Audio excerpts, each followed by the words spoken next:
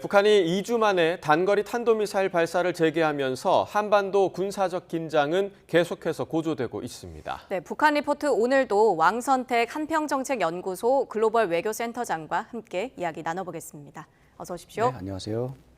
자, 북한이 2주일 만에 탄도미사일 발사 재개했습니다. 한반도 군사적 긴장 계속되고 있는데 이번 미사일 발사에서 주목할 만한 점 어떤 점이 있을까요?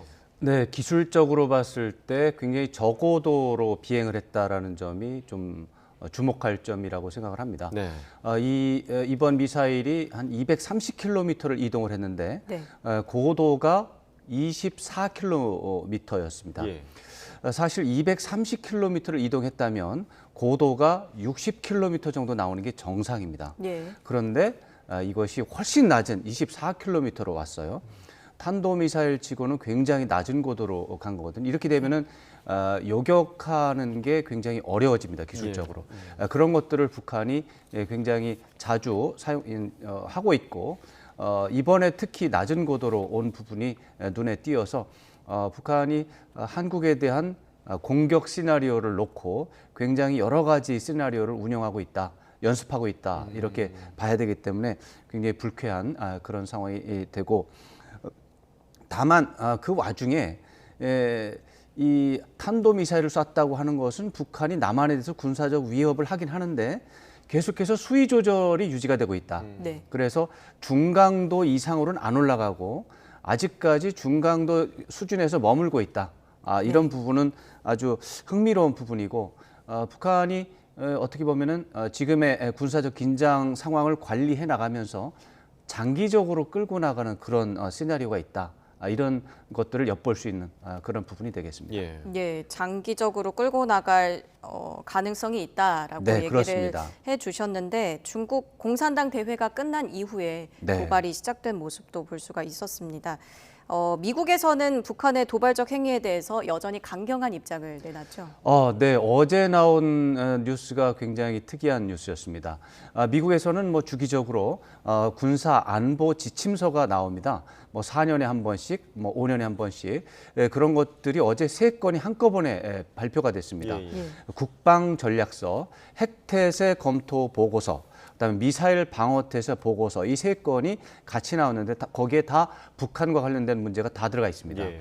그 중에서도 특히 핵태세 검토 보고서가 아주 눈길을 끌었는데 거기에 보면 북한은 핵무기를 사용하면 절대로 안 되고 용납할 수 없다.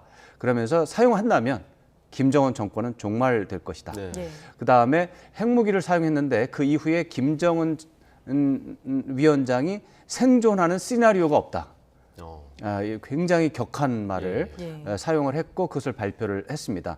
이런 것들은 북한에 대해서 미국이 핵무기를 사용했을 때 엄청난 후과가 있을 것이라를 보여주는 위협적인 부분이라고 봐야 되고 그것은 북한이 최근에 핵무기 사용 위협을 어떻게 보면 도수를 굉장히 높였기 때문에 거기에 대항하는 미국의 확장 억제 정책을 한 번 더 강조를 했다. 한 단계 격상을 했다. 이렇게 볼 수가 있겠습니다. 이런 점에서는 이제 미국의 어떻게 보면은 한반도 상황을 관리하겠다라는 의지가 확고하게 드러나는데 반면에 그제 나온 뉴스는 굉장히 또 이상한 뉴스도 있었어요. 미국 국무부의 군축 담당 차관이 있습니다. 보니 젠킨스라고 하는 분이 이제 군축 담당 차관인데 그분이 토론회에 나가서 이런 말을 했습니다. 북한이 미국에 대해서 군축 협상을 하자고 제안하면 할 수 있느냐? 그러니까 할 수 있다 이렇게 얘기를 했습니다. 군축 협상이라고 하는 것은 상대방이 가지고 있는 무기가 정당하다라는 뜻을 내포하고 있는 겁니다. 그러니까 북한이 핵무기를 가지고 있는 것을 기정사실을 인정한 범위 상태에서 그 미국도 무기를 줄이고 북한도 무기를 줄이는 그게 감축이거든요. 이게 굉장히 특이한 그 지금까지 우리가 알고 있던 미국의 정책과는 다른 정책이었습니다. 그 얘기를 했는데 바로 어제 다시 미국의 국무부 대변인이 미국의 정책은 절대로 변하지 않았다. 이렇게 이야기를 했는데 그럼에도 불구하고 군축 차관의 발언은 미국의 정책에 대해서 혼선을 주는 잘못된 메시지 발신이었습니다.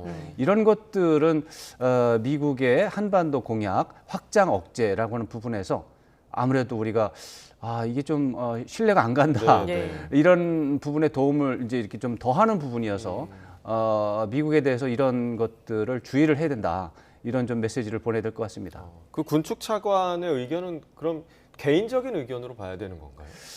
네, 개인적인 의견으로 볼 수도 있고 네. 시스템적인 의견으로 볼 수가 있는데 이게 미국에서 한반도 정책을 할 때는 지역 전문가가 있습니다. 한국에 대해서 정통한 전문가들이 있는 아태, 동아시아 예. 태평양이 국이 있고 네.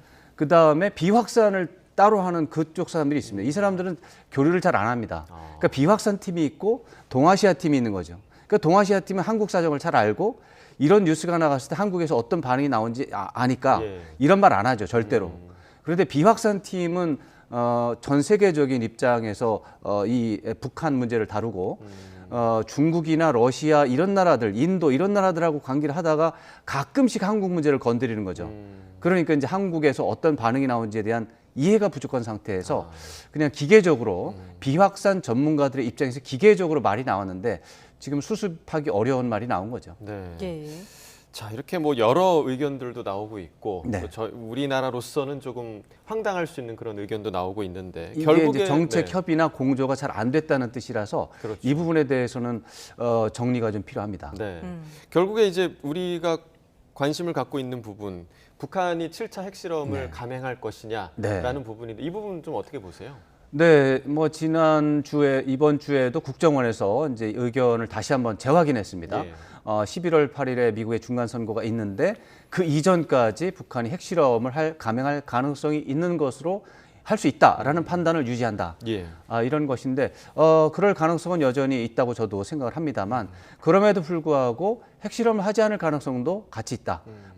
여전히 핵실험을 강행할 가능성과 하지 않을 가능성은 50대 50 정도로 놓고 봐야 된다. 네. 이렇게 말씀드리는 가장 중요한 이유 중에 하나는 중국과의 소통이 계속해서 유지가 되고 있고 아까도 보도해 주신 그 김정은 위원장의 입장이 있지 않습니까? 예. 중국에 대해서 특수한 친선 관계가 굉장히 강조되고 있는 시기다 이런 취지의 내용인데 이러한 상황은 중국과의 소통 더 한 단계 지나서 협력 관계가 수준이 높다는 것을 보여주는 것입니다. 그런 상황 속에서 중국이 아주 싫어하는 네. 핵무기 실험을 했다 했을 때 협력 관계가 끊어지는 거죠. 그랬을 때 지금 북한이 처한 여러 가지 상황을 봤을 때 국가적으로 감당하기 어려운 일이 벌어질 수 있겠죠. 그렇기 때문에 지금 현재로서는 핵실험을 안 할 가능성이 상대적으로 더 크고 더군다나 지금 당대회가 막 끝났고 시진핑 주석 이제 총서기 연임이 결정이 됐죠. 예. 이제 국가 주석도 사면임도 해야 됩니다. 그게 이제 내년 3월에 진행이 되고 그 사이에 여러 가지 3년임에 대한 일정이 있습니다. 예.